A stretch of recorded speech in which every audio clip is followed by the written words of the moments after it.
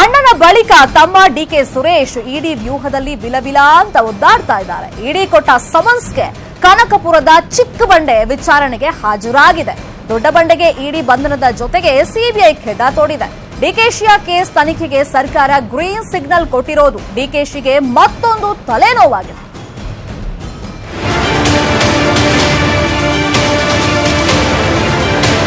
ಕನಕಪುರ ಬಂಡೆ trouble shooter DK ಶಿವಕುಮಾರ್ಗೆ ಇಡಿ ಜೊತೆಗೆ ಈಗ ಸಿಬಿಐ ಕಂಟಕ ಶುರುವಾಗಿದೆ.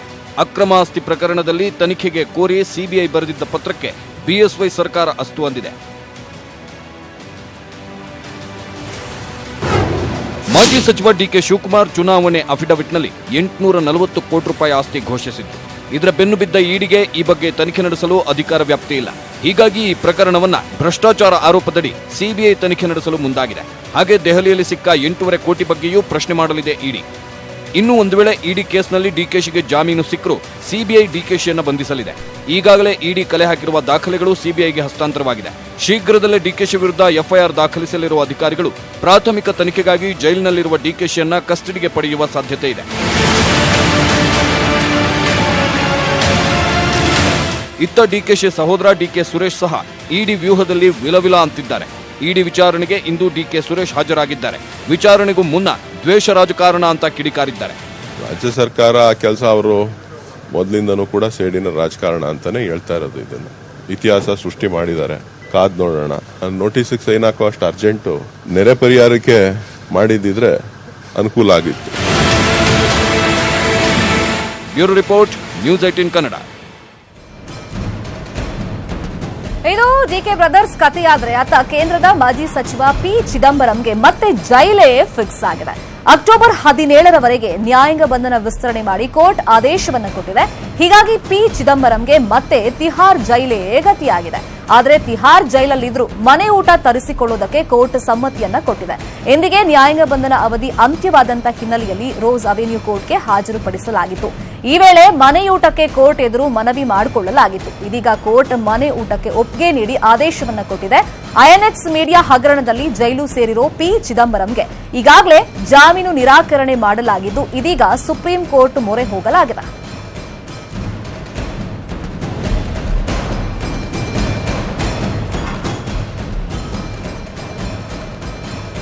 ಬಿಹಾರದಲ್ಲಿ ಮಳೆ ನಿಂತರೂ ರಸ್ತೆಯಲ್ಲಿ ನಿಂತಿರೋ ನೀರು ಮಾತ್ರ ಹಂಗೆ ಇದೆ. ನಿಂತ ನೀರಲ್ಲಿ ಜನರು ಓಡಾಡ್ತಾ ಇದ್ದು ವಾಹನಗಳು ಮುಳುಗು ಹೋಗ್ಬಿಟ್ಟಿದೆ. ಇತ್ತ ಸಂತ್ರಸ್ತರು ಗಂಜಿ ಕೇಂದ್ರಗಳಲ್ಲಿ ಆಶ್ರಯವನ್ನ ಪಡ್ಕೊಂಡಿದ್ದಾರೆ. ಇವತ್ತು ಕೂಡ ಹಲವರನ್ನ ಬೋಟ್ ಮುಖಾಂತರ ರಕ್ಷಣೆ ಮಾಡಲಾಗಿದೆ.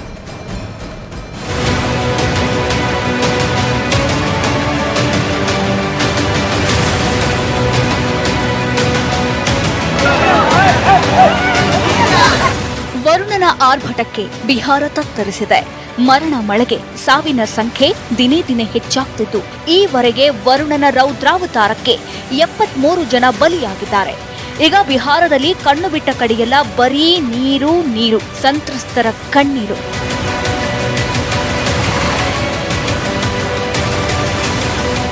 ಪಾಟ್ನಾವಂತೂ ಮಳೆ ನೀರಿನಲ್ಲಿ ತೊಯ್ದು ಹೋಗಿದೆ.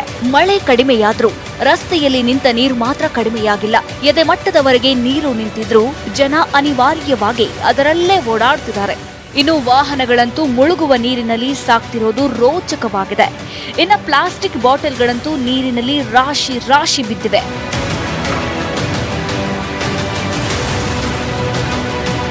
ಇನ್ನು ಎನ್ಡಿಆರ್ಎಫ್ ತಂಡ ಮಳೆ ಹಾನಿ ಪ್ರದೇಶದಲ್ಲಿ ಬೀಡು ಬಿಟ್ಟಿದೆ.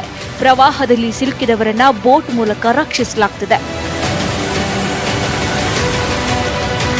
ಪ್ರವಾಹ ಪರಿಸ್ಥಿತಿ ಅವಲೋಕಿಸಲು ತೆರಳಿದ ಬಿಜೆಪಿ ಸಂಸದರಿಗೆ ಪ್ರವಾಹದ ಬಿಸಿ ತಟ್ಟಿದೆ.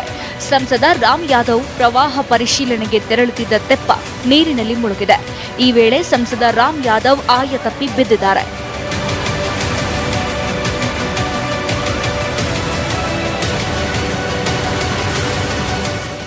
ಇತ್ತ ಉತ್ತರ ಪ್ರದೇಶದ ಪ್ರಯಾಗ್ರಾಜ್ನಲ್ಲೂ ಮಳೆ ಎಫೆಕ್ಟ್ ಜೋರಾಗಿದೆ. ಚಿತ್ರಕೂಟದಲ್ಲಿ ಅನೇಕ ಮನೆಗಳು ಮುಳುಗಡೆಯಾಗಿದೆ. Bureau report, news 18 Kannada. ರಾಷ್ಟ್ರ ರಾಜಧಾನಿ ದೆಹಲಿ ಉಗ್ರರ ಟಾರ್ಗೆಟ್ ಆಗಿದೆ. ಇನ್ನು ಆರ್ಟಿಕಲ್ 370 ರದ್ದಿಗೆ ಪ್ರತೀಕಾರ ತೀರಿಸಿಕೊಳ್ಳುವುದಕ್ಕೆ ಉಗ್ರರು ರಾಜಧಾನಿಗೆ ನುಗ್ಗಿದ್ದಾರಂತೆ. ಈ ಬಗ್ಗೆ ಕೇಂದ್ರ ಗುಪ್ತಚರ ಇಲಾಖೆ ಹೈ ಅಲರ್ಟ್ ಘೋಷಿಸಿದ್ದು, ದೆಹಲಿಗೆ ಆಗಮಿಸುವ ಪ್ರತಿಯೊಂದು ವಾಹನಗಳನ್ನು ಪೊಲೀಸರು ತಪಾಸಣೆ ಮಾಡ್ತಾ ಇದ್ದಾರೆ.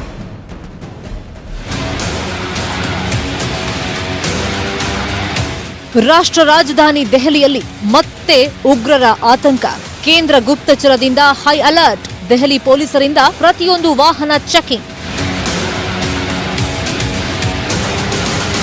ಜಮ್ಮು ಕಾಶ್ಮೀರದಲ್ಲಿ ಆರ್ಟಿಕಲ್ 370 ರದ್ದು ಮಾಡಿದ ದಿನದಿಂದಲೂ ಪಾಕಿಸ್ತಾನ ಭಾರತದ ಮೇಲೆ ಉರ್ದುರ್ದು ಬೀಳ್ತಾ ಇದೆ.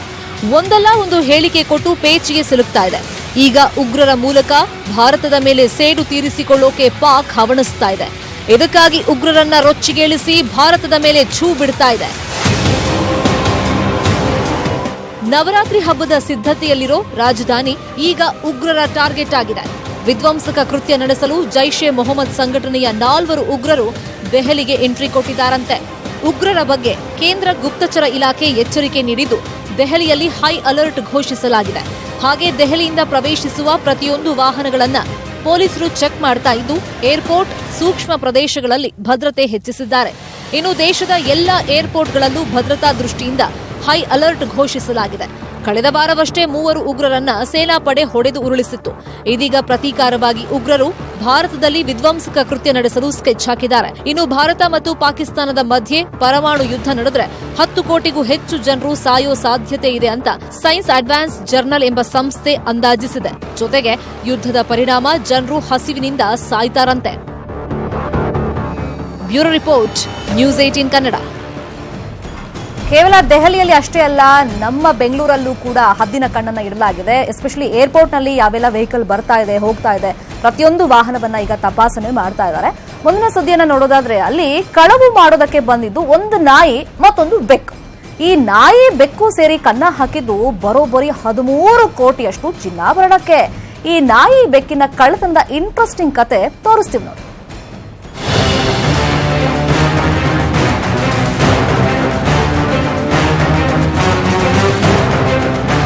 ಜ್ಯುವೆಲ್ಲರಿ ಶಾಪ್ಗೆ ಕನ್ನ. ಶಾಪ್ ಒಳನುಗ್ಗಿ ಚಿನ್ನಾಭರಣ ದರೋಡೆ. ಕಳ್ಳರ ಪತ್ತೆಗಾಗಿ ಸಾಕ್ಷ್ಯ ಹುಡುಕ್ತಾ ಇರೋ ಪೊಲೀಸರು.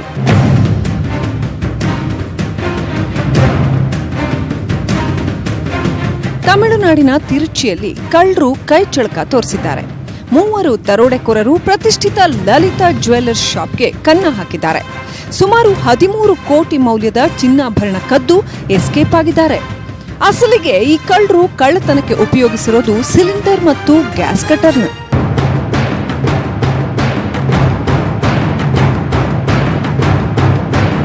ಸಿಸಿಟಿವಿಯಲ್ಲಿ ಮುಖ ಕಾಣಿಸದಿರಲು ಈ ಕಳ್ಳರು ಮಾಸ್ಟರ್ ಪ್ಲಾನ್ ಮಾಡಿದ್ದಾರೆ. ಬೆಕ್ಕು ಹಾಗೂ ನಾಯಿ ಮುಖವಾಡಗಳನ್ನ ಧರಿಸಿ ತಮ್ಮ ಕೈ ಚಳಕ ತೋರಿಸಿದ್ದಾರೆ. ಹಾಗೆ ಪೊಲೀಸರಿಗೆ ದಿಕ್ಕು ತಪ್ಪಿಸುವ ಉದ್ದೇಶದಿಂದ ಶೋರೂಮ್ನಲ್ಲಿ ಮೆಣಸಿನ ಪುಡಿ ಉದುರಿಸಿದ್ದಾರೆ. to 800 pieces. நான் எக்ஸாக்டா சொல்ல தெரியல.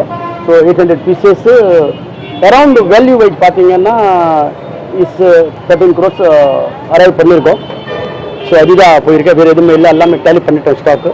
டைமண்ட் பிளாட்டினம் அப்புறம் வந்து கோல்டு எல்லாம் சேர்த்து வேல்யூ வந்து 13 crores. ಇತ್ತ ತನಿಖೆ ಕೈಗೊಂಡಿರುವ ತಮಿಳುನಾಡು ಪೊಲೀಸರು ದರೋಡೆಕೋರರ ಪತ್ತೆಗೆ ಬಲೆ ಬೀಸಿದ್ದಾರೆ. ಹಾಗೆ ಬೆರಳಚ್ಚು ತಜ್ಞರು ಸ್ಥಳ ಪರಿಶೀಲನೆ ನಡೆಸಿ ಕೆಲ ಸಾಕ್ಷ್ಯ ಕಲೆ ಹಾಕಿದ್ದಾರೆ.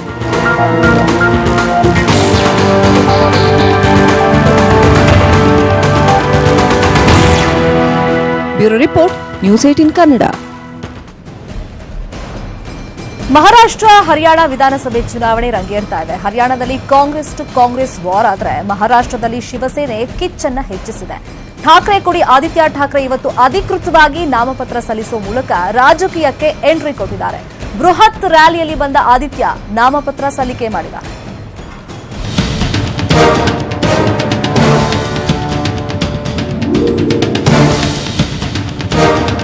ಕಣ್ಣು ಹಾಯಿಸಿದ ಕಡೆಯಲ್ಲೆಲ್ಲ ಕೇಸರಿ ಬಾವುಟ, ರಸ್ತೆಯುದ್ದಕ್ಕೂ ಜನಸಾಗರ, ಜನರ ಕೈಯಲ್ಲಿ ಠಾಕ್ರೆ ವಂಶಸ್ಥರ ಫೋಟೋ, ತೆರೆದ ಜೀಪಿನಲ್ಲಿ ಆದಿತ್ಯ ಠಾಕ್ರೆ ಅಬ್ಬರ.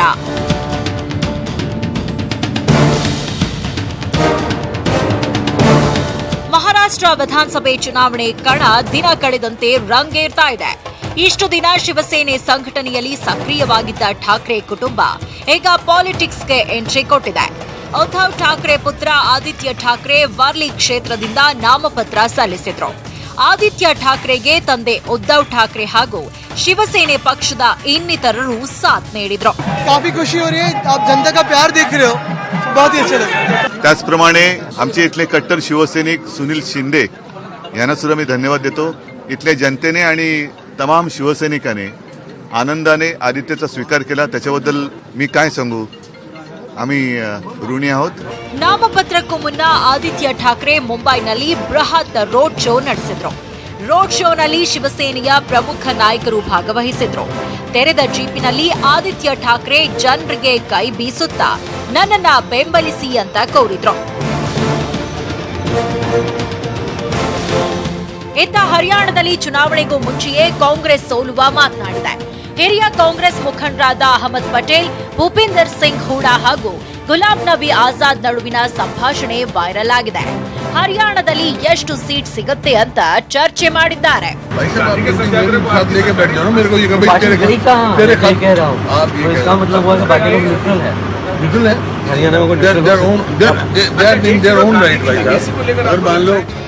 ಒಟ್ನಲ್ಲಿ ಮಹಾರಾಷ್ಟ್ರ, ಹರಿಯಾಣ ವಿಧಾನಸಭಾ ಕ್ಷೇತ್ರದಲ್ಲಿ ಚುನಾವಣಾ ಕಣ ರಂಗೇರಿದೆ.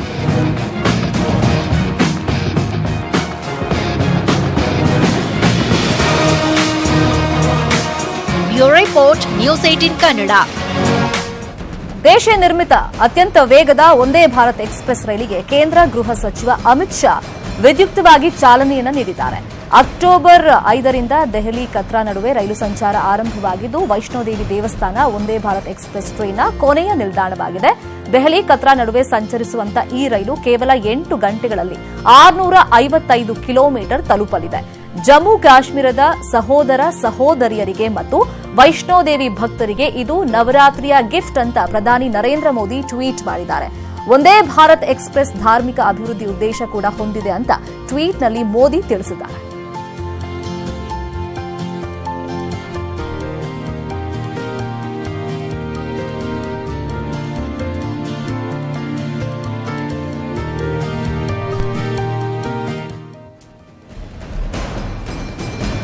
ದೆಹಲಿ ಜವಾಹರ್ಲಾಲ್ ನೆಹರು ಯೂನಿವರ್ಸಿಟಿ ಮತ್ತೆ ವಿವಾದಕ್ಕೆ ಕಾರಣವಾಗಿದೆ. ಜಮ್ಮು ಕಾಶ್ಮೀರದ ವಿಶೇಷ ಸ್ಥಾನಮಾನ ಆರ್ಟಿಕಲ್ 370 ರದ್ದು ಮಾಡಿರುವ ಕ್ರಮದ ವಿರುದ್ಧ ವಿದ್ಯಾರ್ಥಿಗಳು ಪ್ರತಿಭಟನೆಯನ್ನು ನಡೆಸಿದ್ದಾರೆ.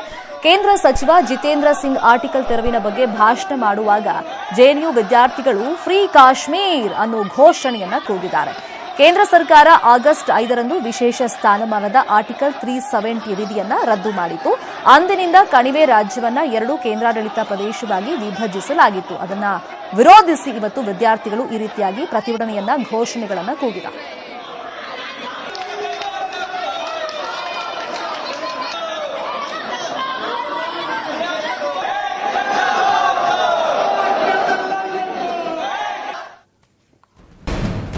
Welcome back. ಕೋಲ್ಕತ್ತಾದಲ್ಲಿ ಭಾರೀ ಬೆಂಕಿ ಅವಘಡ ಸಂಭವಿಸಿದೆ. ಸಾಲ್ಟ್ ಲೇಕ್ ಬಳಿ ಇರುವಂತಹ ಬೈಶಕ್ತಿ ಮಾಲ್ನಲ್ಲಿ ಆಕಸ್ಮಿಕವಾಗಿ ಬೆಂಕಿ ಕಾಣಿಸಿಕೊಂಡಿದ್ದು ಜನರೆಲ್ಲ ಎದ್ದೋ ಬಿದ್ದೋ ಅಂತ ಓಡ್ ಹೋಗಿದ್ದಾರೆ. ಮಾಲ್ನಲ್ಲಿ ಹಲವು ಮಳಿಗೆಗಳು ಇದ್ವು.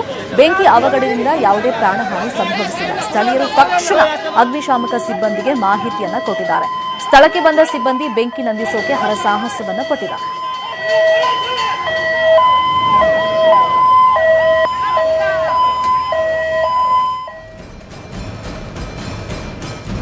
ಟೀಂ ಇಂಡಿಯಾ ಆರಂಭಿಕ ಆಟಗಾರ ಮಯಾಂಕ್ ಅಗರ್ವಾಲ್ ಆಕರ್ಷಕ ದ್ವಿಶತಕ ಹಾಗೂ ರೋಹಿತ್ ಶರ್ಮಾ ಕೆಚ್ಚೆದೆಯ ಶತಕದ ನೆರವಿನಿಂದ ಟೀಂ ಇಂಡಿಯಾ 502 ರನ್ ಬಾರಿಸಿ ಮೊದಲ ಇನ್ನಿಂಗ್ಸ್ ಡಿಕ್ಲೇರ್ ಮಾಡಿಕೊಂಡಿದೆ.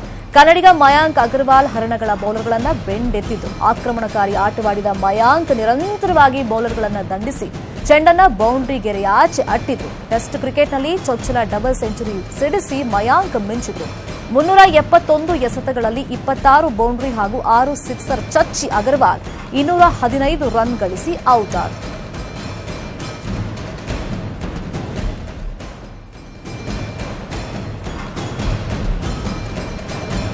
ಇದು ಇವತ್ತಿನ ಇಂಡಿಯಾ ನ್ಯೂಸ್. ಒಂದು ಸಣ್ಣ ಎಡವಟ್ಟು, ಒಂದು ಸಣ್ಣ ನಿರ್ಲಕ್ಷ್ಯ ಯಾವ ರೀತಿ ಎಡವಟ್ಟನ್ನ ಮಾಡುತ್ತೆ ಆ ಬಗ್ಗೆ ಒಂದು ಕ್ಷಣವನ್ನ ಇದೀಗ ನೋಡೋಣ. ನಾನ್ ಶರ್ಮಿತಾ ಶೆಟ್ಟಿ. ಸರಿಯಾಗಿ 7 ಗಂಟೆಗೆ ಸಕ್ಕಸ್ ಸುದ್ದಿಯಲ್ಲಿ ಮತ್ತೆ ನಿಮ್ಮ ಮುಂದೆ ಹಾಜರಾಗ್ತೀನಿ. ನೋಡ್ತಾರಿ ನ್ಯೂಸ್ 18 ಕನ್ನಡ. ಜಾಲ ನಮ್ಮದು, ಬಲ ನಿಮ್ಮದು.